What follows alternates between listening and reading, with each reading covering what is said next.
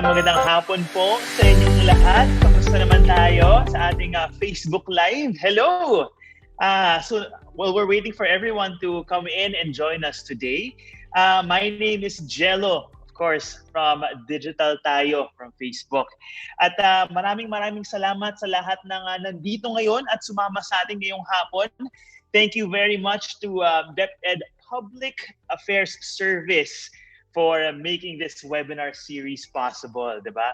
So marami tayong matututunan today, marami tayong gagawin today, but of course, tingnan muna natin ang ating mga viewers ngayon, kung ilan na, dumadami na po tayo.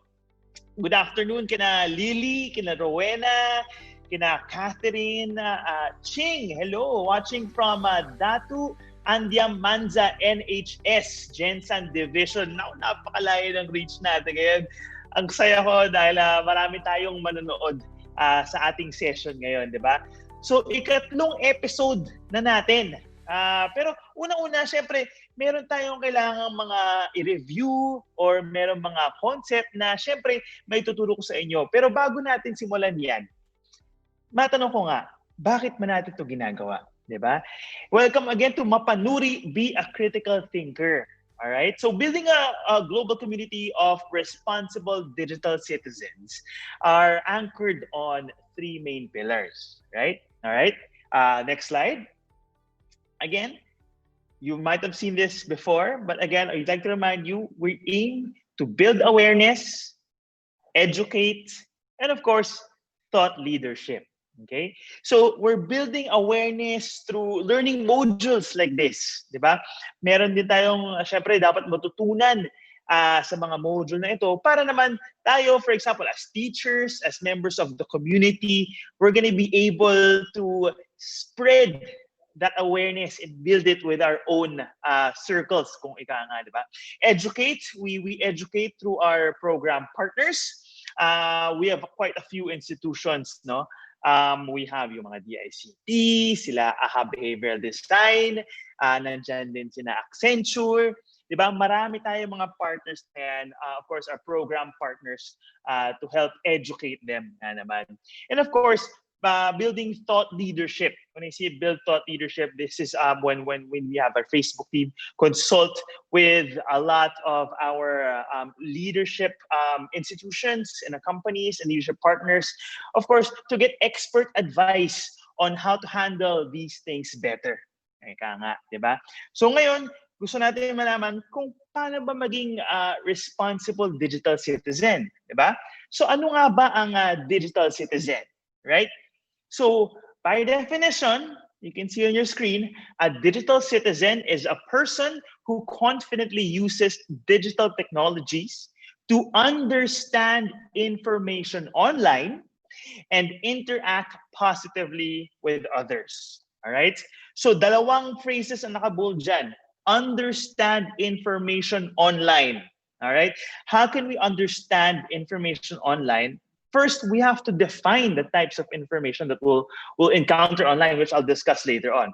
And of course, interact positively with others. In the other sessions that you might have attended, we gave you an idea on how to have empathy towards other people, and of course, spread a vibe of positivity and promote positive interaction with our peers online, di ba?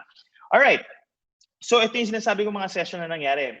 Na nakapag 3 sessions na tayo, creating a safe online environment. Unang-una, nadaanan natin yan, maging maingat, di ba, yung digital footprint natin. Pangalawa, magalang as a digital citizen. And ang itatakal natin ngayon ay ang pangatlo, which is mapanuri or be a critical thinker. Okay? Alright. So nandun tayo sa pangatlo ngayon. Dun sa mapanuri, itong session na to, there are 3 things that I want to tackle today with you guys. Una-una, types of information. Pangalawa, how to spot false news. And pangatlo, anong gagawin natin pag na-spot na natin? Yan yung ikatlo, which is ang aking acting on false news. Okay? So, before we start, I'd like to request everybody to please have their messenger ready and search for Digital Tayo sa search bar. Okay? This is just a pre-test. code that you will have to enter on that chatbot for us to actually have a gauge of where we are at the moment. Okay? So I'll be giving everybody at least 3 to 5 minutes to answer this pre-test. Again, using your messenger. Okay? Sa Facebook Messenger po tayo pupunta. I-search lang ang Digital Tayo sa search bar sa taas. And of course, you'll be able to see Digital Tayo, tapos nakalagay doon yung parang blue na logo. Okay? So again, sana po tama ang i-click natin. Again, Digital Tayo, tapos doon tayo sa blue na logo, tapos yung learn code po natin ay nasa bottom left of the screen, which is AHA AA03. Okay? So that's AHAAA03. Okay? So again, we'll be giving you 3 to 5 minutes. If you're on your phone, you have to switch apps to Facebook Messenger. If you're on your laptop, you can just open it on the side. Okay? We'll move on again in 3 to 5 minutes. Timer starts now. Muna tayo ng konti habang nagsasagot tayo, okay? So habang sumasagot kayo, tingnan naman natin kung sino ang mga nandito online. Ayan so gamitin natin yung comment section para naman malaman natin kung tapos na kayo. Okay? All you have to do is type Digital Tayo doon sa comment section. Okay? So again, if you're done with the the pre-test, type Digital Tayo doon mismo sa comment section sa Facebook. Okay? So, habang naghihintay tayo, kina Nes, good afternoon, watching from Pangasinan, NHS Sultan Kudarat Division. Hello. Also to Felin from General Santos City. Kay Elsa, yan naman galing sa SDO Angeles City. Hello. Good afternoon sa inyo lahat. Miss Eden, hello, good afternoon. To Paz, ayan, hello. Meron din tayo from Malatas ES District of Calatrava, 2nd Division of Negros Occidental. Napakahaba ng pangalan niyo. Tuloy-tuloy yun Hello, ayan. So, pag ready na kayo, again, type nyo lang, ready na, #Digital Tayo. Para makita naman natin kung marami na nakakatapos. Okay? Ayan, sa mga taga-NES, mga ESJ, MHS, Kalinog. Pakitype nga, anong sabihin nun?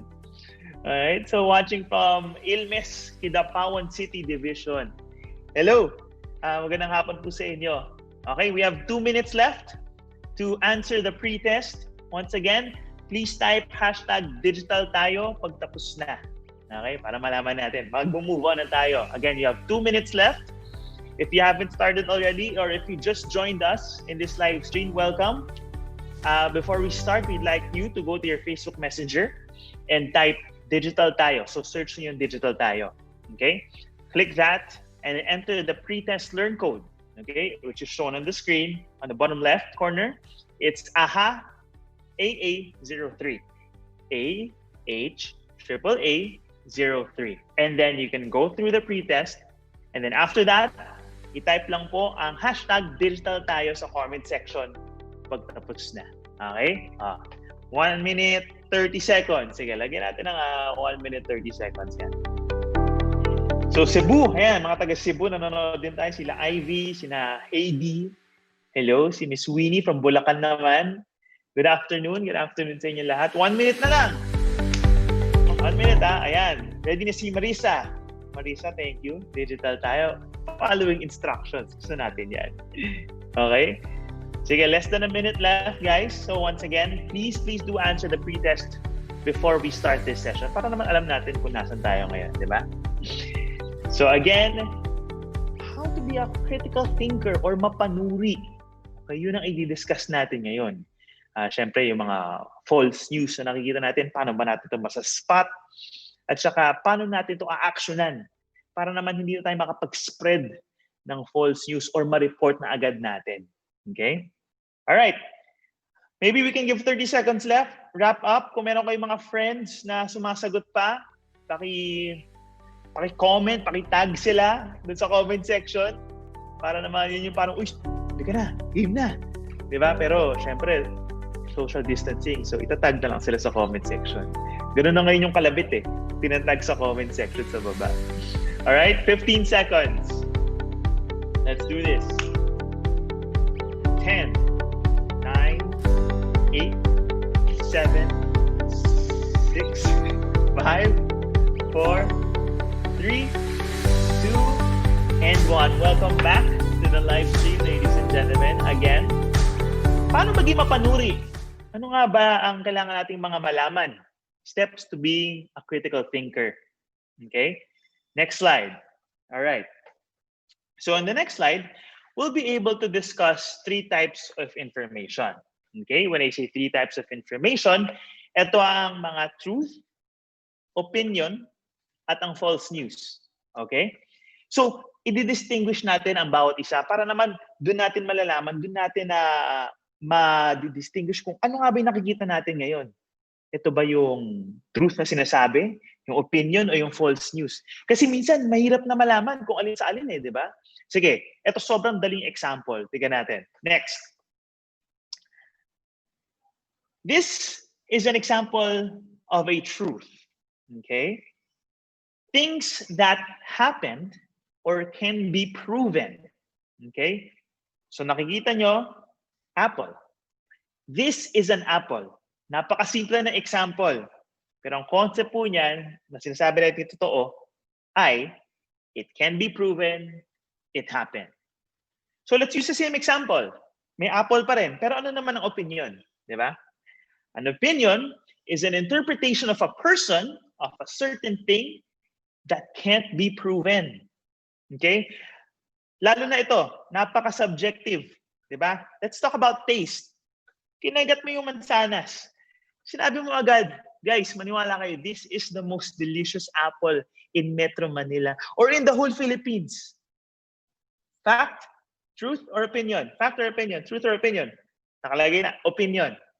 Again, ang opinion ay nakabase sa isang interpretasyon ng isang tao. Okay? Malamang subjective to, di ba? Na it cannot be proven per se. Not like a fact or a truth. Okay?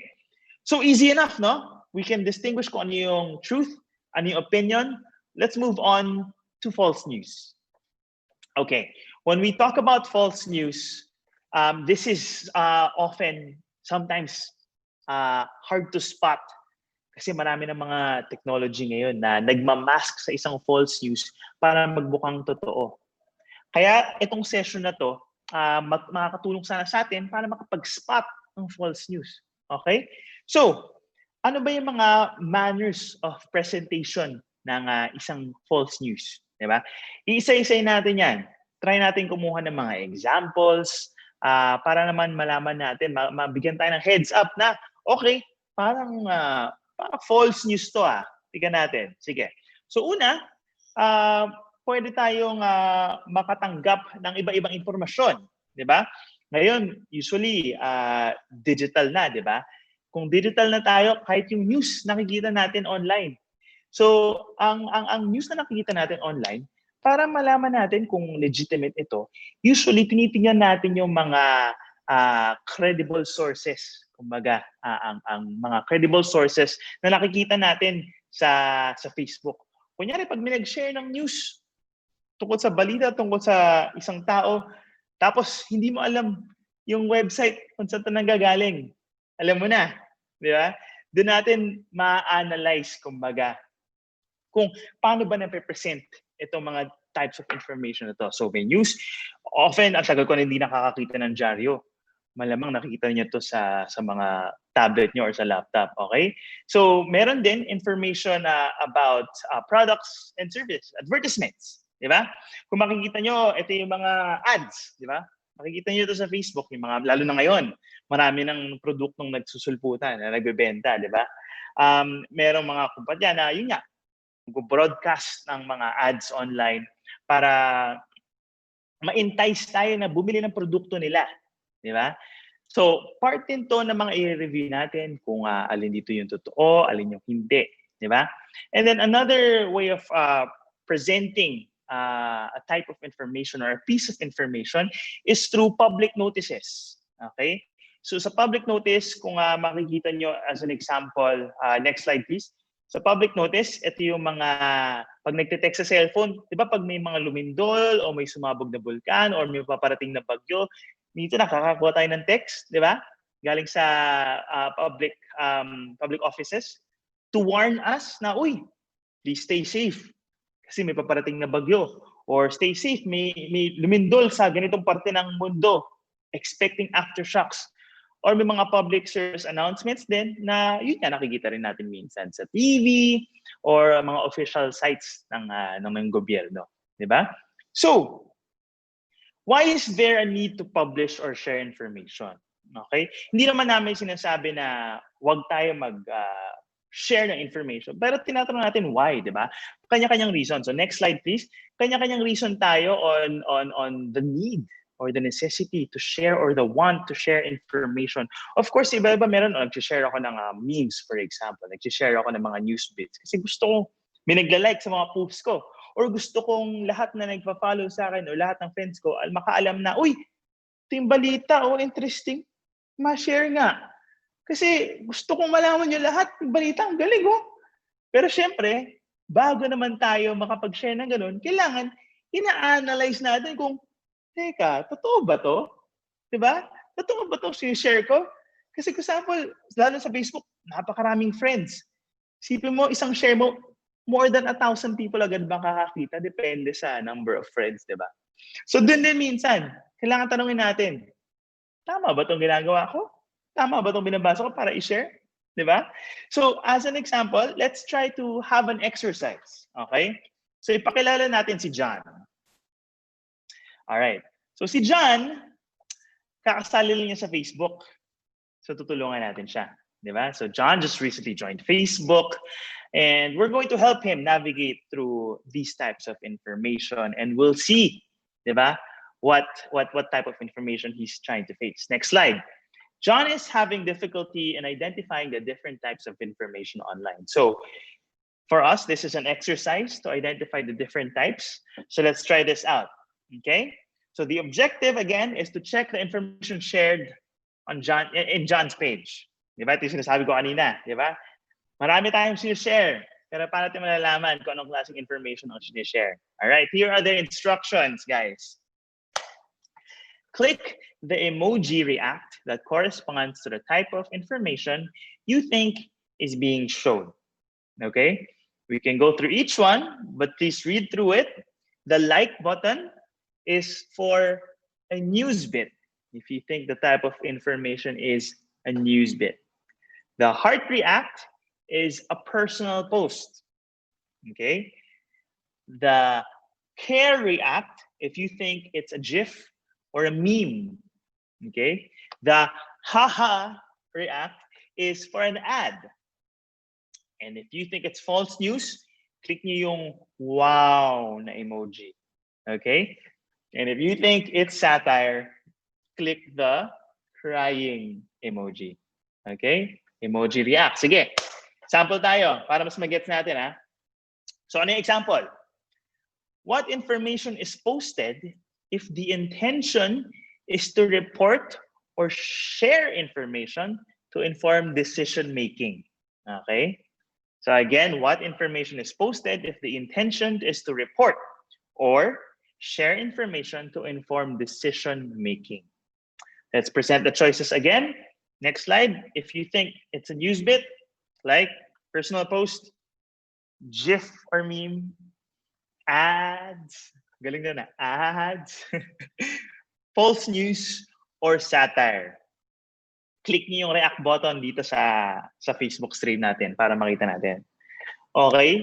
May nagki-click na mga heart, may nagki-click na mga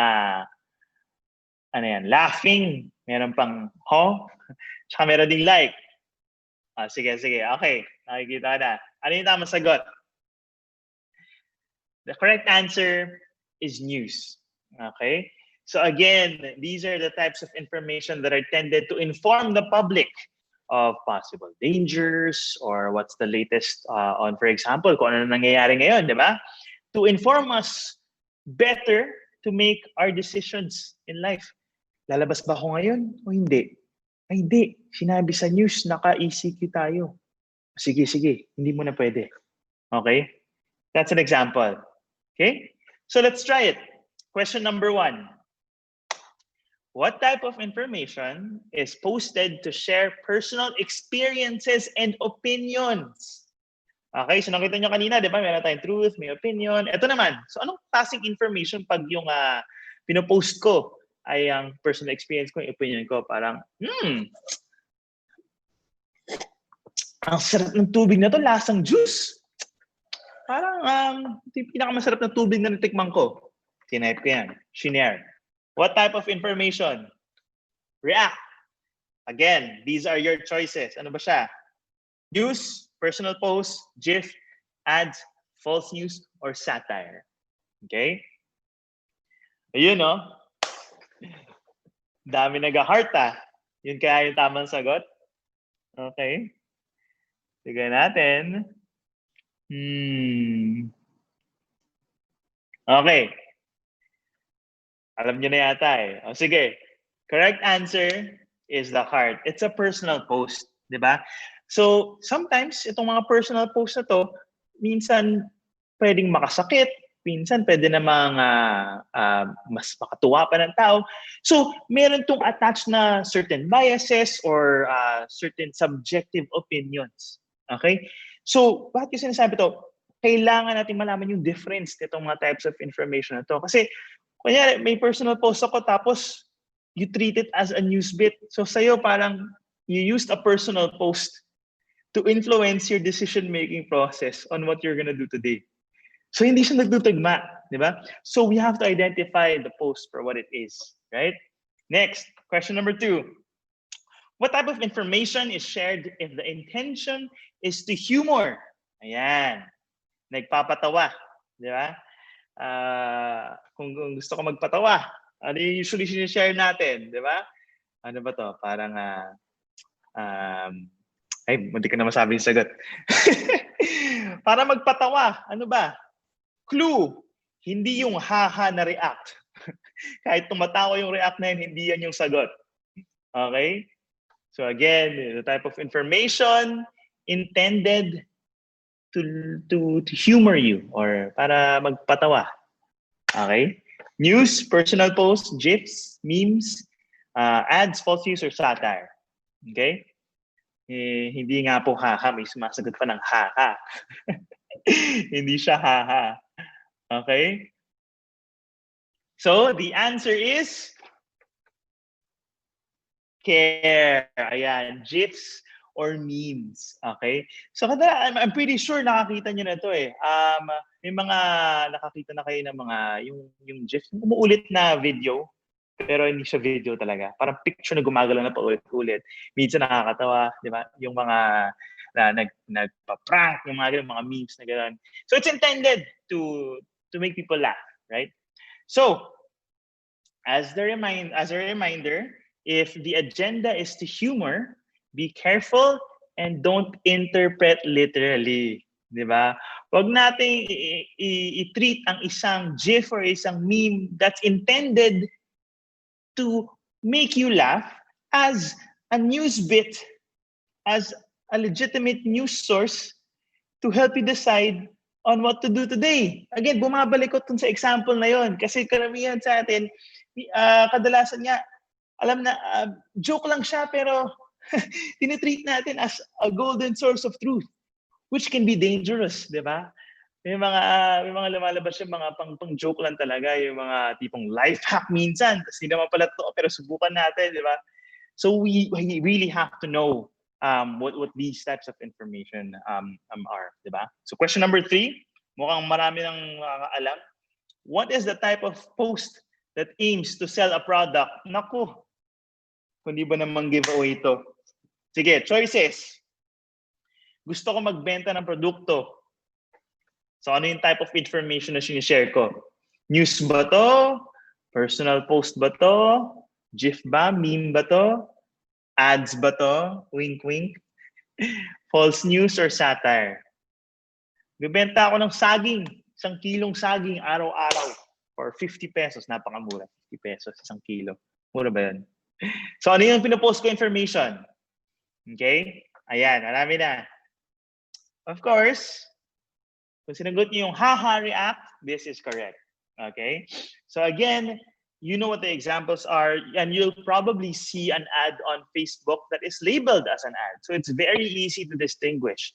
You will see the word sponsored under it, or you will probably see it in the marketplace, diba? The Facebook marketplace. So Facebook is also helping us distinguish these types of information para naman hindi tayo ma-mislead, diba? Sa mga bagay-bagay na ad pala siya, pero again, let's go back to the original example. Ad pala, pero tinitreat mo as golden source of truth, diba? We should know the difference between the two so we can make decisions better in our lives. Okay? So next slide. All right. So how do we, for example, verify if products are real? Katulad yung sinabi ko kanina, di ba? Siyempre, maganda yung picture niyan. Siyempre, yung mga kumakain ng binibenta nila, kung sobrang sarap talaga ng kinakain nila, di ba? Tubig nga, ito pwede kong gawin yung sobrang sarap eh. Grabe. Whew! Nakaka-energize. Di ba? So, paano natin ma-distinguish kung totoo yung sinasabi ko or hindi? Di ba? So, ito yung mga tips, di ba? So, find and read reviews, 'di ba? Hindi lang naman sa isang post makikita lahat ng information about that specific product. You can search the name of the product and then add the word review, 'di ba? At the end of the product, and you'll be able to see feedback, other people posting about it. Doon mo rin malalaman kung scam ba siya or totoo, or kunyari kung ikaw yung nagbebenta naman. Let's say, doon naman sa iba, 'di ba? Nagbebenta. You can always ask for a proof of payment, di ba? Pwede mag-send ng picture through Messenger. Marami na tayong tools para magawa itong mga tips na to, di ba? You can also ask for the source of the product and other details, di ba? Ano ba to? Ano yung laman ng box na binibenta mo? Cellphone, okay, may kasama bang charger yan? Okay, kano katagal na yan? Di ba? Gano'ng kalaki? Di ba? Kung alam mo na yung bibilin mo, parang bina-validate mo na lang yung information sa pagtatanong mo about other product details. And of course, guys, lahat po ng produkto natin dito, kahit sa buong mundo, nahahanap sa iba't ibang mga store. So hindi lang naman tayo kailangan pumunta sa isang store at yun na yun. Dahil na-attract ka sa napakagandang video or ad na pinost nila. You can check for alternative stores, right? You don't have to stay in that specific store. Again, research is key. Dami na nating tools sa Facebook para makapag-research, kumbaga, sa ating mga binibili. Okay, next. I think this is the last question na. Or not yet. Sige. Question 4. What is the type of information that's posted when the intention is to both humor and share opinions? Okay? Yan, medyo kakaiba to Question number 4. Again, these are your choices, and again, the question is, what is the type of information that's posted? And the intention is to humor and share opinions. Okay?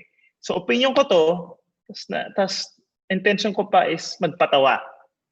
Okay? So, yung combination ng dalawa. Okay? Ano lang yan? Kung hindi nyo alam yung sagot dyan, process of elimination lang yan. Alin doon ang hindi. Tapos, tanggalin nyo yan. Okay? Yung clue, nasa bandang dulo yung sagot. Okay? So, correct answer is, tingnan natin. Correct answer is satire. Okay? So again, the intention nga is to share my opinions and of course make you laugh while I'm at it, diba? Certain examples to, kung familiar kayo sa mga comedy shows sa US, diba? Kadalasan, satire to. Sige, dun sa slide, yung next slide okay na yun. Next slide. So to identify a satire, diba? A problem is identified. The author discusses a social problem based on their own opinion. Okay? Kumbaga, pag sa mga comedy show na nakita mo, mga American shows na dyan na minsan kapag dinideliver nila ang kanilang opinion na sobrang exaggerated. Di ba? Usually ito yung mga talk show hosts na nagpapatawa. Ito usually yung mga opening monologue nila sa mga shows nila. Binabackupan ng tawa, na record ng tawa ng tao. Para mapakita talaga na, oh guys, this is supposed to be funny, I'm exaggerating it, and it's supposed to be my opinion. So doon natin mapapansin na satire ito. Okay? Right. Question 5. Eto, sure ako last na to. What is a post that's intended to harm or deceive a person? Gusto kong sirain yung taong to. Anong type of information na yan pag nag-post ako? Choices. You know the choices. Memorize nyo na dapat to. Nakalima na tayo. So may news, personal posts, GIFs, ads, false news, or satire. So ang intention ko, sirain ang pagkatao mo. Sabihin ko, grabe ang baho talaga ng ugali nitong taong to. Tinag mo pa. Di ba? Nilagyan mo pa ng picture. Di ba? Anong klaseng information yan? Di ba?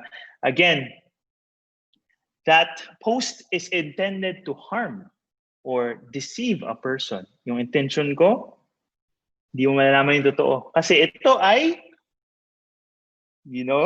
okay, false news. Okay? And this is the point of discussion today.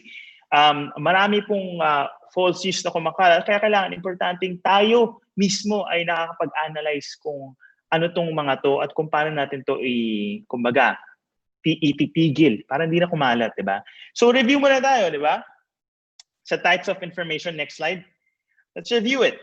So, fact or legitimate sources can be presented via news channels, news posts, or truthful ads.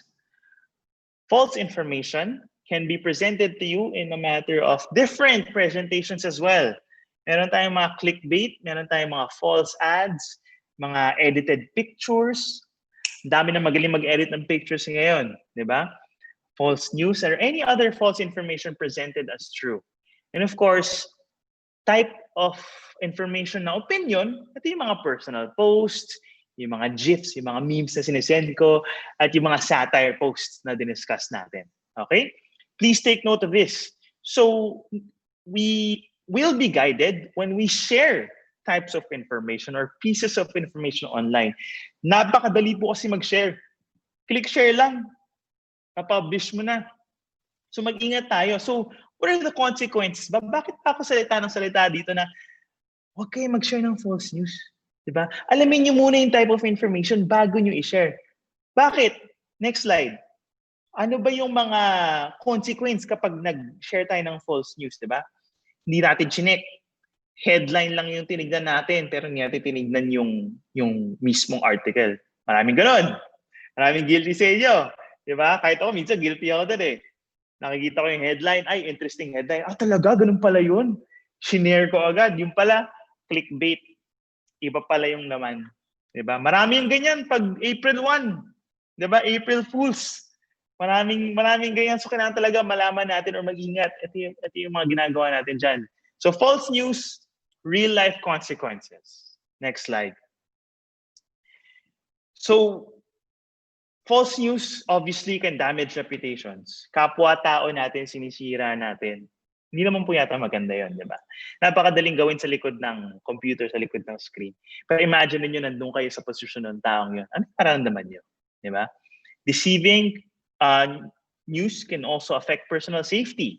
So kung nakatanggap kayo, let's say, na example ng text na nanalo ka ng 10 milyon sa loto, please send back bank account number and bank PIN. Bank PIN.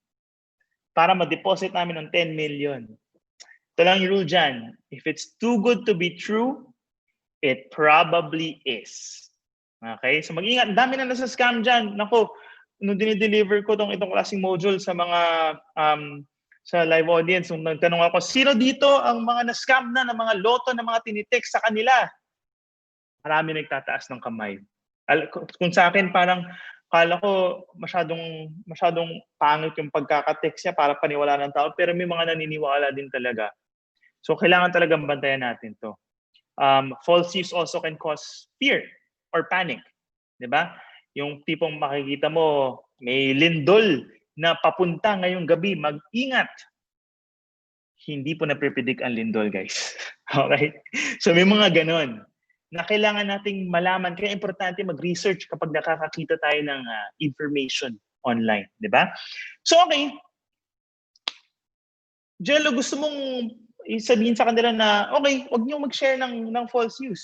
Pero, how do you determine ba if an online post is true or not? Okay? First, like what I said, we should stop and reflect. Huwag yung agad-agad na nakita lang agad yung picture na, hala, ang galing. Galing oh. Sampung Pilipino nakaakyat agad ng Mount Everest ngayong pang panahon ng quarantine. Nasa Mount Everest. Wow, proud to be Pinoy. Stop and reflect. Teka nga, paano sila makakaalis kung hindi naman pwede ang foreign travel? Di ba? May mga ganun eh. Na syempre mapapawaw ko sa una, pero if you stop and reflect, you'll probably think, oh ano, paano maging posible yun? Parang hindi siya posible. Di ba? And that helps us. Second, so when you stop and reflect, you ask yourself, who, what, why? Di ba? Who's being talked about?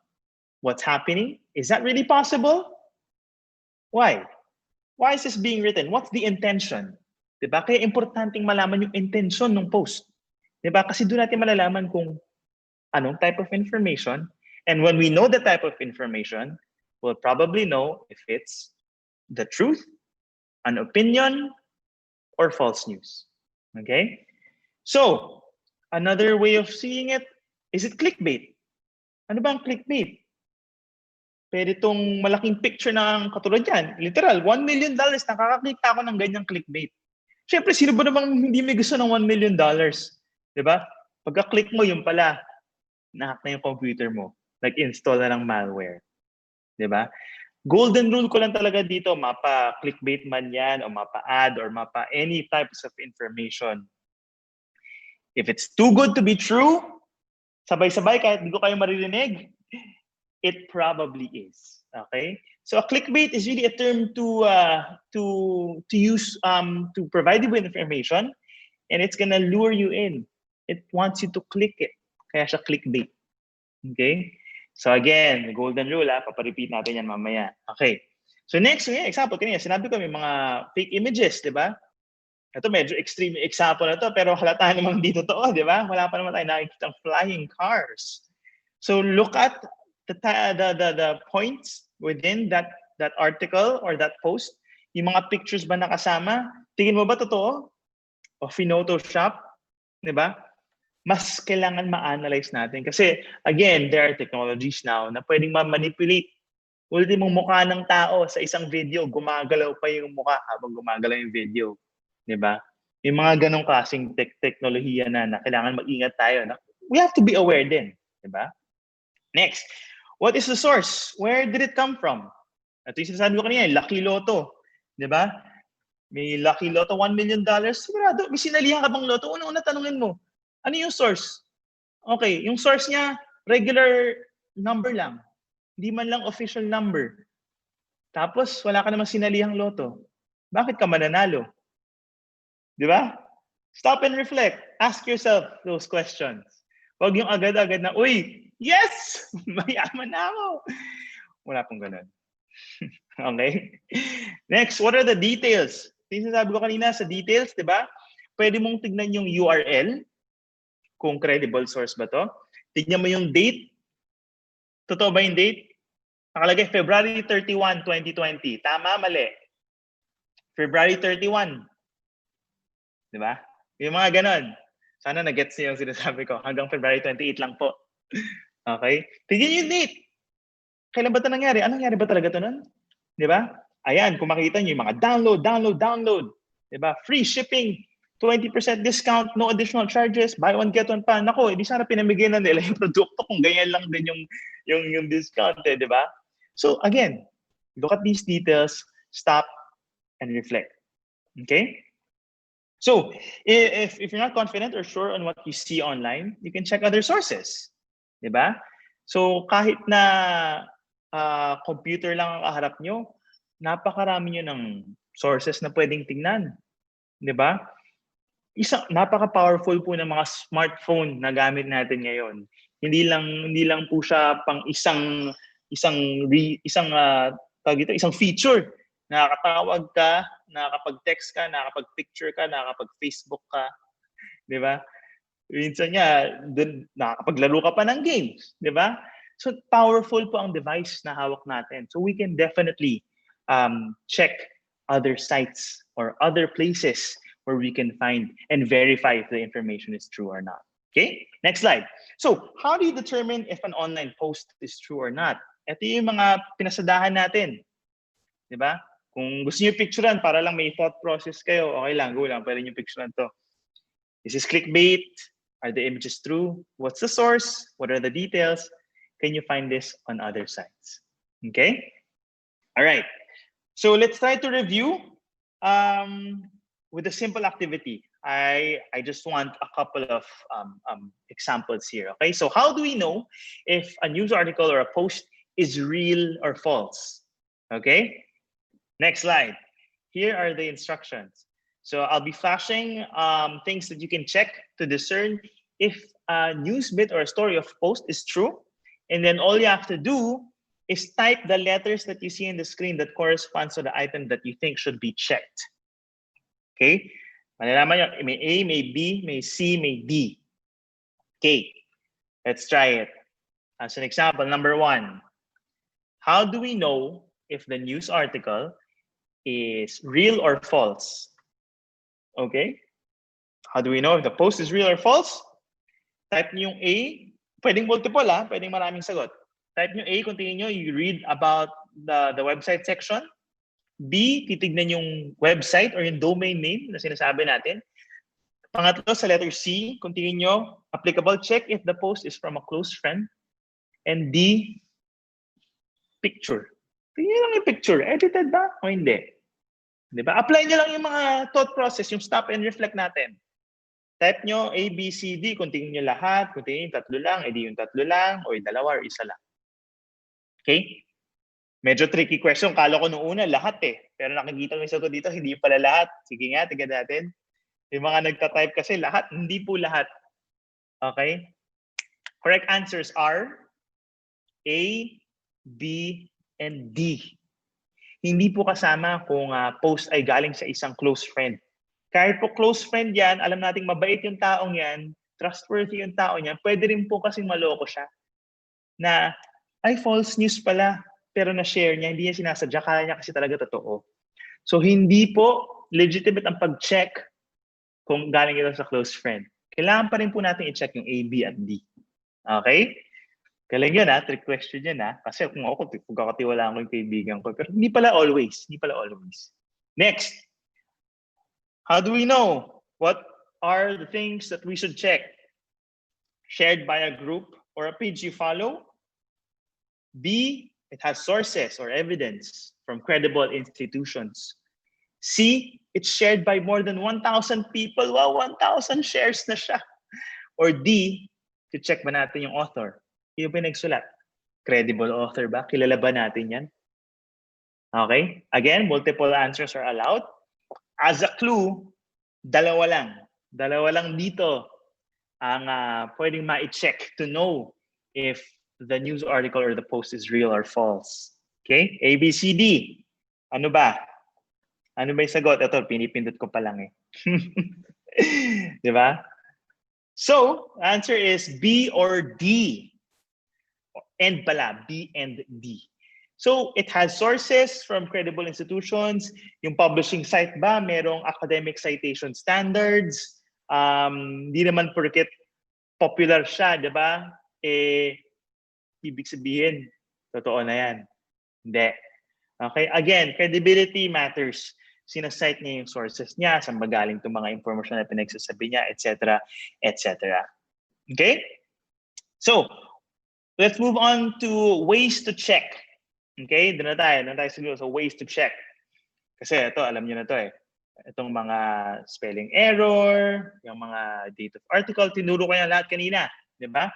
So let's go to the slide where we can check. Okay, doon tayo sa 66. Yan.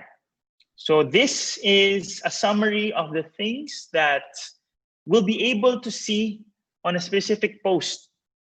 And these are the things that we should check kung ito ba ay real or false. Di ba? So, untrusty source, poor formatting, unrealistic headlines, unverified images. Yung author, hindi mo kilala. Sino ba yan? Malay mo, hindi pala totoong pangalan, di ba? Yung URL, medyo kaduda-duda. Yung date, hindi naman totoo yung date o out of date. Hindi siya latest news. Di ba? Meron dyan, nagsishare, walang pasok bukas, pero yung newsfeed 5 years ago pa. Di ba? Hindi na-check sa headline. So, tatanungin mo, hoax or humor? Di ba? Again, meron tayong mga types of information na sinishare online na nagpapatawa lang tapos tinitake natin literally, di ba? So, those are the things to check para mag-guide po tayo kung paano malaman kung false news ba o hindi. Okay? So, actually lahat yan naging problema ni John para at least, di ba, natulungan natin si John. So, now that he knows the difference, di ba, of what is false and what is not, what do we do with it? Di ba? How can we help reduce the spread of false information? Siyempre, it's not enough that we know na, false news yan. Tapos papabayaan mo lang. Siyempre, hindi pwede. Kasi nandun pa rin eh. So, anong gagawin natin? Di ba? Alright. So, these are the things that we can do. Next slide. Read before reacting. Pause before engaging. Check before sharing. Okay? Galing, rhyming lahat, di ba? Para madaling tandaan. But it all boils down to stopping and reflecting. Okay? So what else can we do? Recognize your biases. Pag sinabing recognize your biases, sometimes kasi pag may nakikita tayong post na meron na tayong sariling bias na, oo, ganyan nga siya. Bias mo na yun. Di ba? You're validating that type of information or that post not by looking at the author, not by looking at the website, not by looking at all the things that we discussed today, but you're validating that bit or that article by your biases, by your, oo nga, ganyan nga siya. Paano mo naman nasabi? Di ba? Paano mo nasabi? So again, we have to be self-aware. You have to be aware of your biases, your feelings towards a specific post. Di ba? Share ko to kasi saya ako ngayon, gusto ko mag-share. Di ba? May ganun eh. So after you recognize that, once you recognize that, you'll be able to stop and reflect. Parang may narinig ako nagsabing reflect. Stop and reflect. Okay, next slide. Explore different news sources and perspectives. Again, looking at different sources other than the post that you're seeing. And of course, for me, ito yung pinakamahirap. Pero kinakailangan gawin eh. Kung na-validate na natin na may nag-spread nga ng false news na tingin mo talaga na-validate mo, hindi totoo yan. You can call out respectfully. Okay? So, hindi naman kailangan pabayaan, hindi pabayaan lang natin yan. Pag pinabayaan niyo po yung isang tao, hindi niyo po tinuruan na mali po yung ginagawa nila, para sa kanila, okay lang itong ginagawa ko, wala naman nangyayaring masama sa akin. Kasi hindi nila na-realize na nakaka-apekto sila sa mga tao sa paligid nila. Paligid, hindi literal, nakatabi mo, as in, mas malawak yung reach nila kasi mas marami silang friends sa Facebook kaysa totoong buhay. Diba? So please, you'll be able to see this now that you know how to spot. These are the things that we can do. Okay? Now, it's also important that we learn something to protect ourselves and reduce the risk from false news to spread in our own communities. So ano yung mga pwede naman gawin? Siyempre now, you're protecting other people by doing those tips and not sharing. Pero how do you protect yourself? Diba? So kung may nakikita kayong mga, for example, mga account na nagtataka kayo, ba't pa nandiyan yan? Hindi ko matandaan na in-add ko to Meron po tayong mga tools. Okay? Sa Facebook, pwede po mag-unfriend, pwede mag-unfollow, at pwede mag-block. Okay? Ano yung mga difference nito? Unfriend, hindi na kayo magiging friends. Unfollow, friends pa rin kayo, pero hindi mo na makikita yung post niya. Block, hindi na kayo magiging friends, hindi mo pa makikita ang post niya, hindi ka pa niya pwedeng i-add. So yun yung ginagawa sa mga ex. Joke lang. Joke lang. Okay? So, again, the important part here is you know the tools to protect yourself. Okay? So next, how do you report these things when you see false news? Pinrotect mo na sarili mo, hindi ka na nag-share ng false news. Ano pa yung pwedeng gawin? Report mo. Kasi pwedeng i-take down itong mga post na to kapag hindi ito according to the Facebook community standards. And sa Facebook naman din po, may team na nagre-review ng lahat ng nire-report natin for them to validate naman kung pasok ba to sa community standards ng Facebook or not. And how to report? Simple. It's clicking the three dots on the upper right corner of that specific post. Tapos literal, may nakalagay report post. And then pwede nyo i-click yung I think it shouldn't be on Facebook. And then you report that it's a false news story. Okay? Yes? And then you check your support inbox to know the status of your report. Ina-update po tayo ng Facebook sa mga report natin. All right? Sige, to know more about this, let's watch the video. Every day, people come to Facebook to share their stories, see the world through the eyes of others, and connect with friends, family, and causes. The conversations that happen here reflect the diversity of our global community and often lead to new ideas, opportunities, friendships, and collaborations. Our community standards help you understand what type of sharing is allowed on Facebook and what type of content may be reported to us and removed. If you see something abusive or harmful that you think should not be on Facebook, you can report it to us by clicking on the report link found near the post, photo, or comment. Our global teams work 24 hours a day, 7 days a week to review things you report and remove anything that violates our community standards. To report a post, tap the top right of the post you want to report and select Report this post. Choose the option that best describes the issue and follow the on-screen instructions. We don't include any information about the person who filed the report when we reach out to the person responsible. If you've reported something, you have the option to check the status of your report from your support inbox. Keep in mind that only you can see your support inbox. Visit the Facebook Safety Center to find out more. Happy and safe sharing. Alright, sige. So napakadali. Diniscuss na natin kung paano may pa-video pa. So sana na-gets natin kung paano talaga. So kanina, sinabi ko sa inyo kung ano yung unfriending, unfollowing, and blocking. Dinagdag pa natin yung reporting, di ba? Sa reporting naman, yung implication niyan, the post or person will be subjected to Facebook's evaluation process. Ito yung sinasabi ko kanina. Pag ni-report niyo, meron pong magre-review niyan at meron din pong mag-update sa inyo kung anong action ang ginawa dun sa ni-report niyong post. Okay?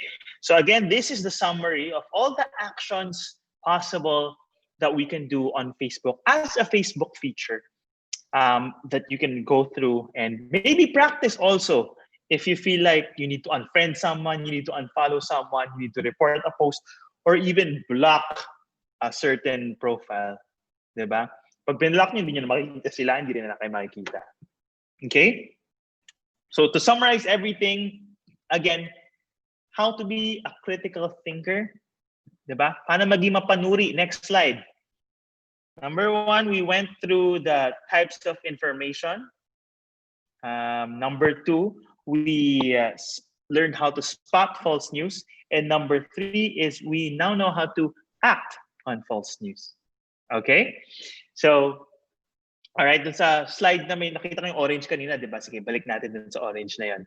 So, getting assistance to the Facebook Help Center is very easy. Again, if you can see, the links are down below depending on what you need help with. Merong facebook.com/help at meron ding facebook.com/hacked. Ano ba yung pwede mangyari, di ba? So, may mga frequently asked questions tayo dyan. Ano yung mga pangalan na pwede? How do I choose what notifications I get? Ano yung mga settings ng Facebook? Paano ako magre-reset ng password? Or meron akong error message, hindi ako maka-reply. Di ba? Paano? Anong gagawin ko? Andito yung Facebook Help Center.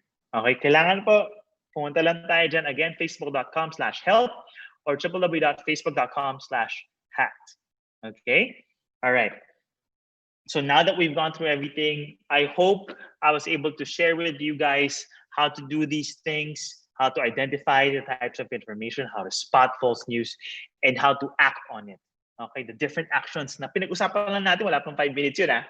So right now, magpapakita po ako ng QR code, right? For the QR code, this is our evaluation form.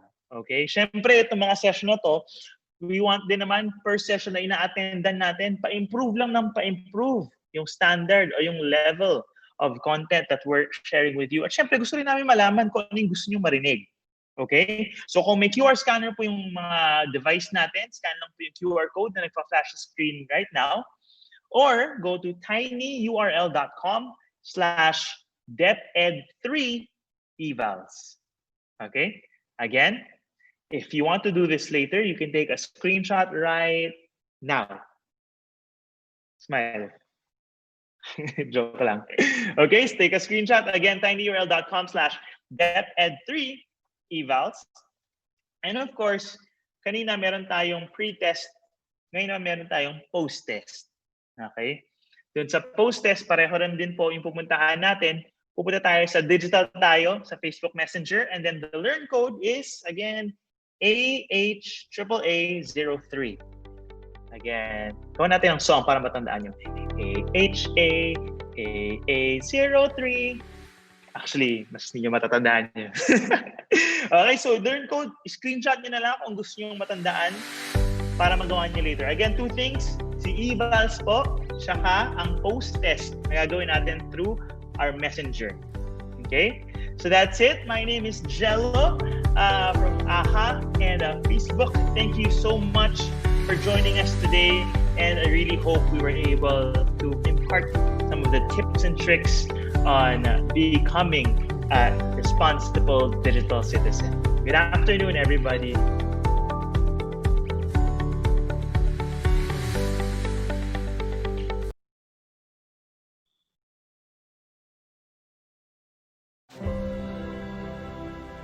Sasamahan kita kahit isang eroplano ang agwat nating dalawa. Dahil kung nakakapagsalita lamang ang paliparan, ikukwento niya kung ilang beses akong lumingon pabalik sa'yo nung araw na ako'y lumisan.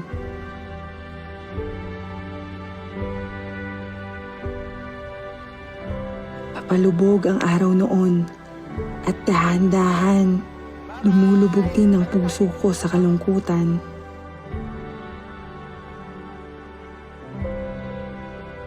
Ayaw sana kitang iwan. Gusto kitang samahan. Sa mga umagang nagmamadali ka papasok sa eskwela. Gusto kitang damayan sa mga gabing nahihirapan ka sa matematika. Gusto kitang yakapin sa tuwing gusto mo nang sumuko dahil akala mo'y wala kang talento sa pagpinta. Ngunit anak, gusto kong ipaalam sa'yo na ikaw ang nagpinta ng buhay ko. Nang dumating ka, naging makulay ang mundo ko.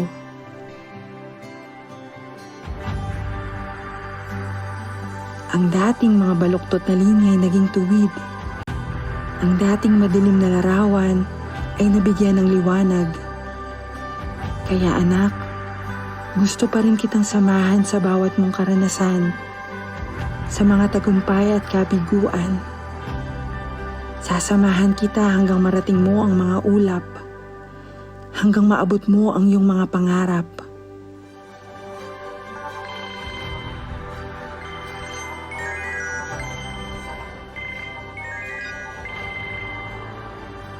Hello, Ma? Hello, anak. Sorry, kakatapos lang ng trabaho ni Mama. Okay lang po, Ma. Kakatapos lang din naman po namin maglaro.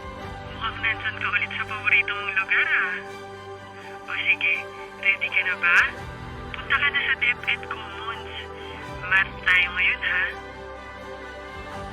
Saan na nga ulit tayo nahinto kahapon? Sa problem solving na, di ba? Anak, sasamahan kita. Kahit isang eroplano ang agwat nating dalawa.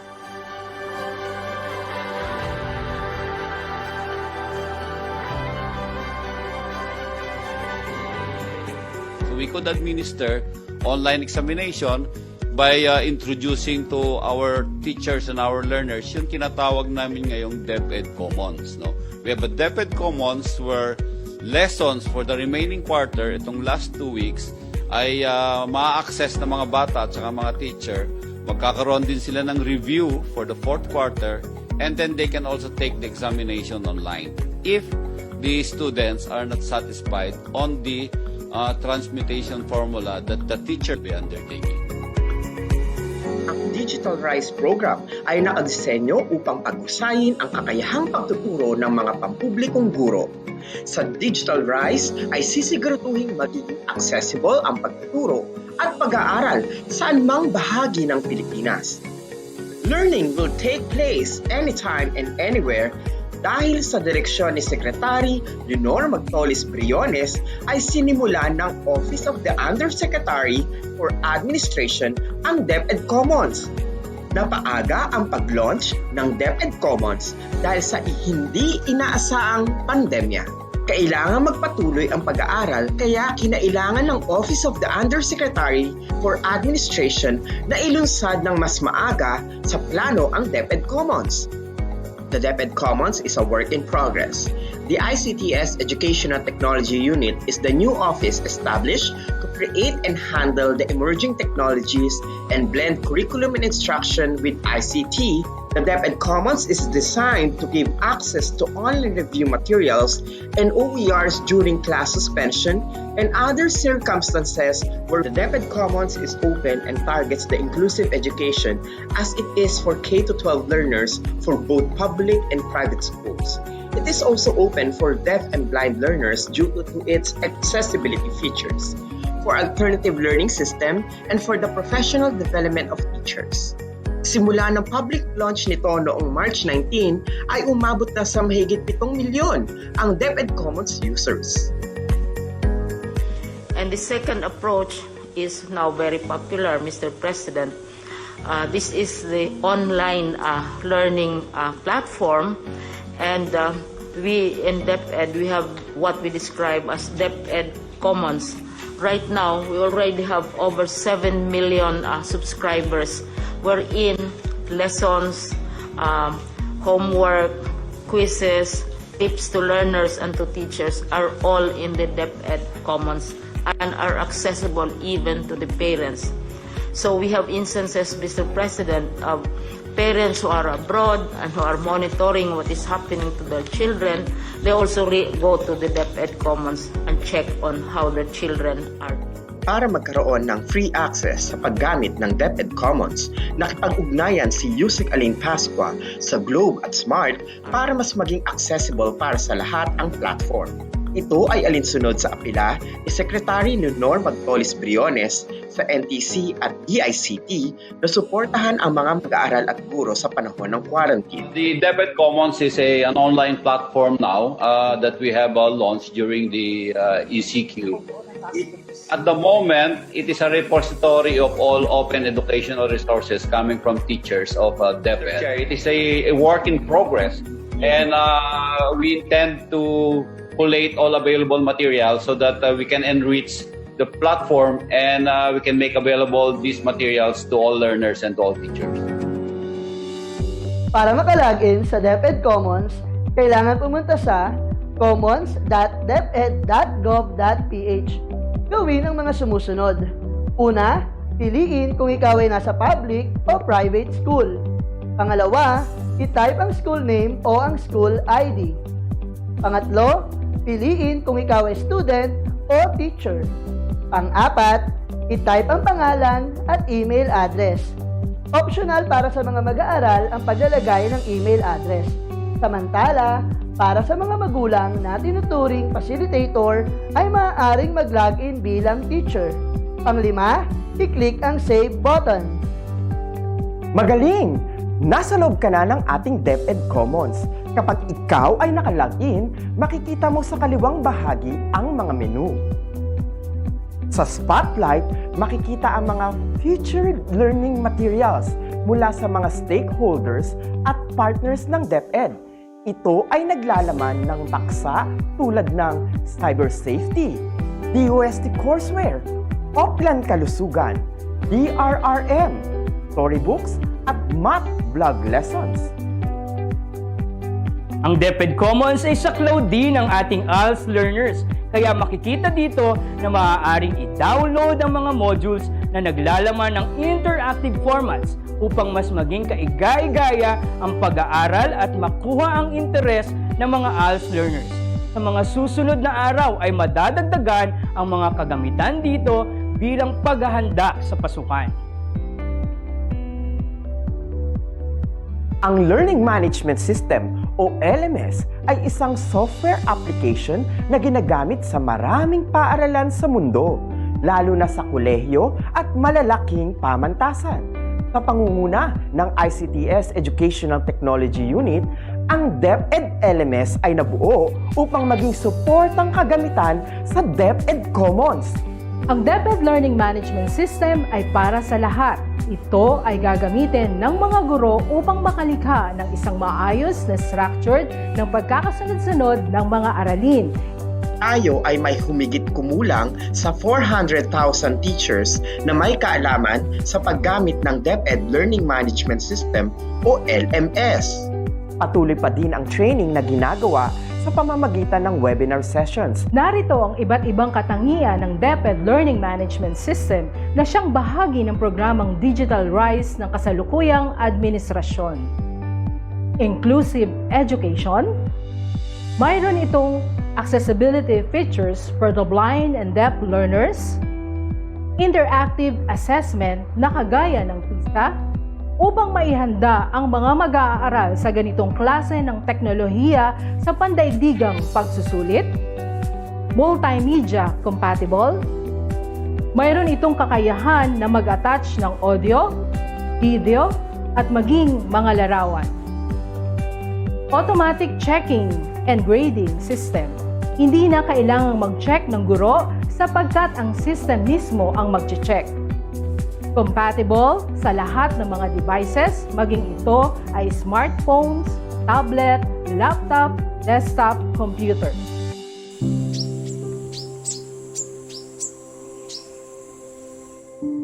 Naranasan ko nang maiwan. Hindi ko na mabilang kung ilang beses akong nakiusap hanggang sa maubos ang pangungusap. Naisip ko na ring sumuko dahil sa sunod-sunod na bagyo. Parang walang katapusan itong kalbaryo. Saan nga ba ako patungo? Saan ba ang dulo nito?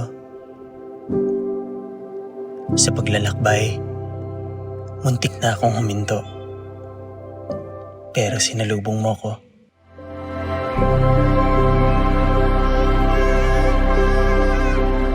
Bumungad sa akin yung mga mata mong gustong matuto. Ang mga kamay mong sabik sumulat. Ang mga labi mong nais bumigkas na mga salitang nakakapawi ng pagod. Tinatalo mo itong lungkot at takot. Binibigyan mo ng sagot ang mga katanungan sa aking puso. Masampat, abi-abi, mga anak. Masampat pala, abi-abi ka mo. Nasa dami ng alinlangan ko't tanong sa mundo, ito ang nag-iisang sigurado. Mahal ko ang pagtuturo. Ito ang nagbibigay buhay sa aking pagkatao. At ang mga pangarap nila, ang aking ligaya.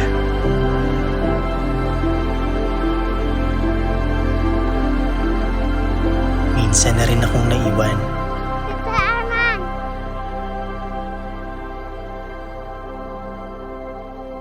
Kaya't sisikapin kong hindi mo ito maranasan.